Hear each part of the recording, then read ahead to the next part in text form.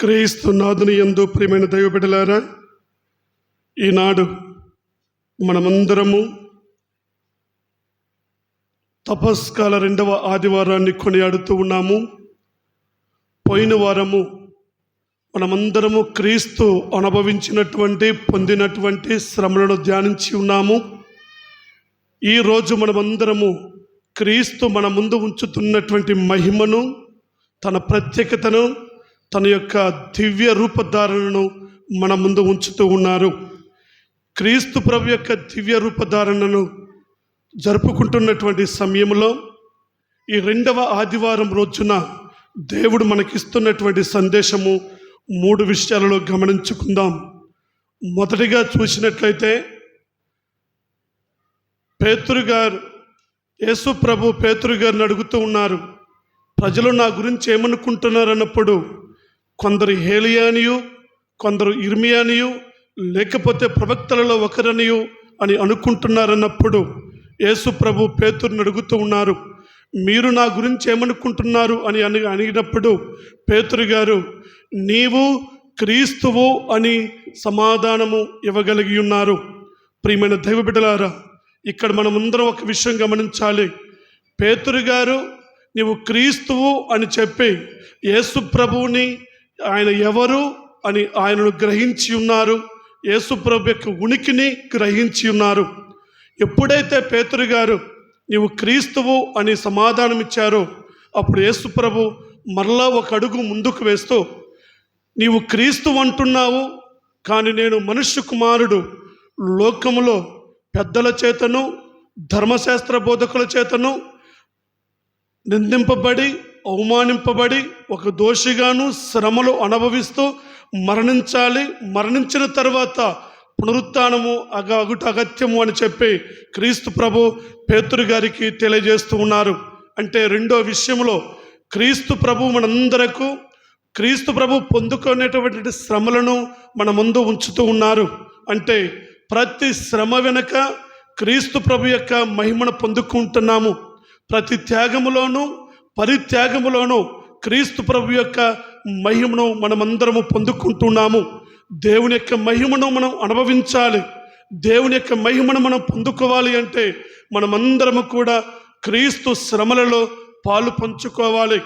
క్రీస్తు శ్రమలలోనూ మరియు త్యాగపూరితమైన జీవితం ద్వారా మాత్రమే మనమందరము దేవుని మహిమను చూడగలుగుతూ ఉంటాము.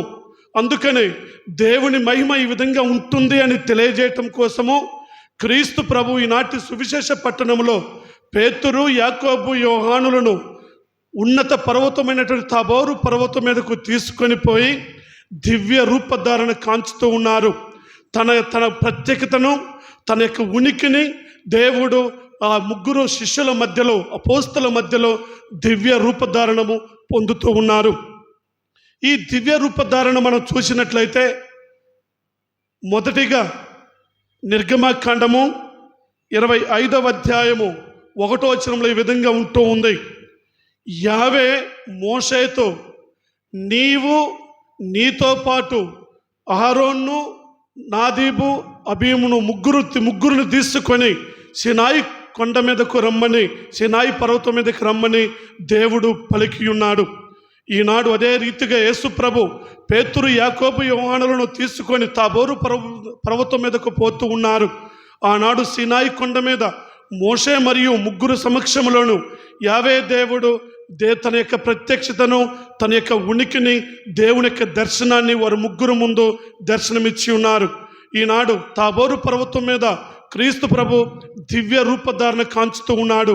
అంటే దేవుడు తన యొక్క ప్రత్యక్షతను మానవులందరికీ తెలియజేస్తూ ఉన్నాడు, మానవులందరికీ చూపిస్తూ ఉన్నాడు. అదిగో మనం సీనాయి కొండ మీద ప్రభు యొక్క తేజస్సు దిగి వస్తూ ఉంది. నిర్గమకాండము 25వ అధ్యాయము 16వ వచనం మనం చూస్తే, ఎప్పుడైతే మోషే సీనాయి పర్వతం మీద దేవునితో గడుపుతూ ఉన్నారో దేవుని తేజస్సు, దేవుని యొక్క దివ్య రూపధారణము ఆ యొక్క సీనాయి కొండ మీదకు దేవుని తేజస్సు దిగి వచ్చినది.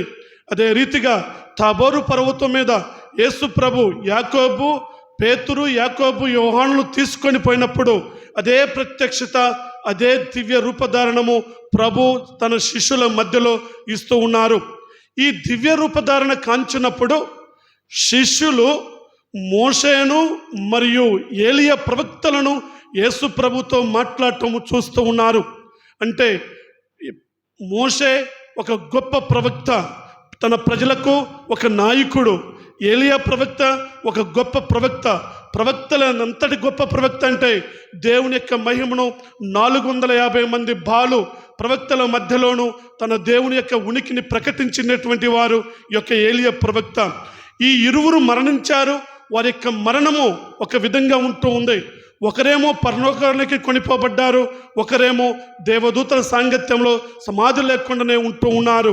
అంటే మరణించినటువంటి ఈ ఇరువురు కూడా దేవుని యొక్క మహిమను పొందుకొని ఉన్నారు. ఈ రెండో విషయం ద్వారా దేవుడు మనకు తెలియజేస్తూ ఉన్నాడు. ఈ లోకంలో మరణించినటువంటి మనమందరము, శ్రమలు అనుభవించినటువంటి మనందరము, బాధలు అనుభవించినటువంటి మనందరము త్యాగపూరిత జీవితం జీవించినప్పుడు శ్రమల ద్వారా దేవుని మహిమలో పాలు పంచుకుంటాము. శ్రమల ద్వారా దేవునితో ప్రత్యక్షంగా మాట్లాడగలుగుతూ ఉంటాము అని చెప్పి మన యొక్క రాబోయే పునరుత్థానం గురించి క్రీస్తు ప్రభు తెలియజేస్తూ ఉన్నారు. ఇక ప్రియమైన దైవ బిడ్డలారా, ఇక రెండో విషయం మనం గమనించినట్లయితే, ఈ దేవుని మహిమను పేతురు గారు చూస్తూ ఉన్నప్పుడు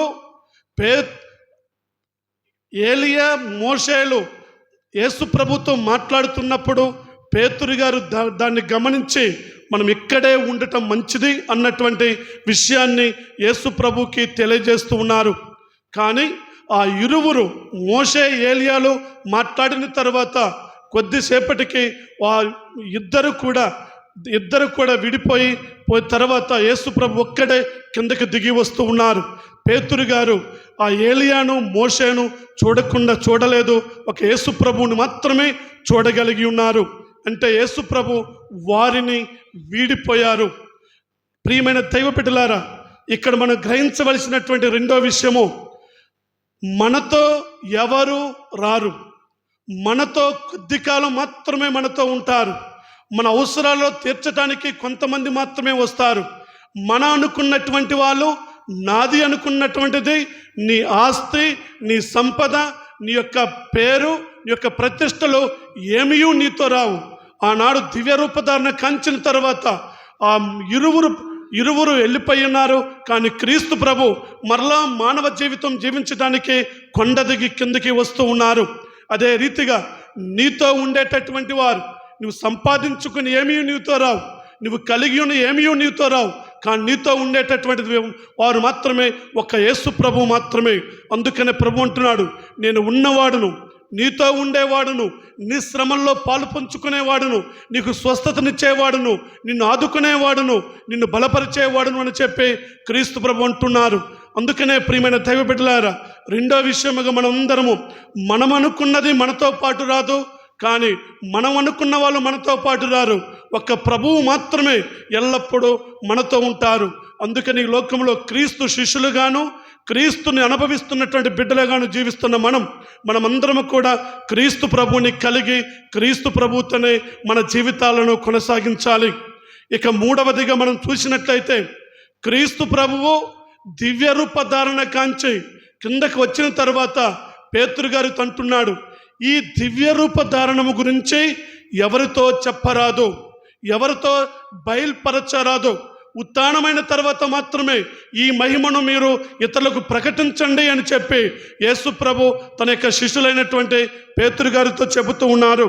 ప్రియమైన దైవ బిడ్డలారా, ఈ యొక్క వాక్యము ద్వారా మనమందరము గ్రహించవలసినటువంటి మూడవ విషయము, మనమందరము కూడా క్రీస్తు మహిమలో పాలు పంచుకోవాలి అంటే మన యొక్క శ్రమల ద్వారా, త్యాగపూరితమైన జీవితం ద్వారా, పరిత్యాగము ద్వారా మనమందరము కూడా క్రీస్తు శ్రమలలో పాలు పంచుకోవటం ద్వారా దేవుని మహిమలో పాలు పంచుకుంటున్నాము. అందుకనే పునీత పేతురు గారు రాసిన 2వ లేఖ 1వ అధ్యాయం 3వ వచనములో క్రీస్తుని గురించినటువంటి జ్ఞానము ద్వారాను, క్రీస్తుని గురించినటువంటి త్యాగపూరిత జీవితం ద్వారా మాత్రమే మనమందరము దేవుని మహిమలో పాలు పంచుకుంటూ ఉంటాము. దేవుని మహిమలో పాలు పంచుకోవాలి అంటే మనమందరము కూడా క్రీస్తు యొక్క శ్రమలలో పాలు పంచుకోవాలి.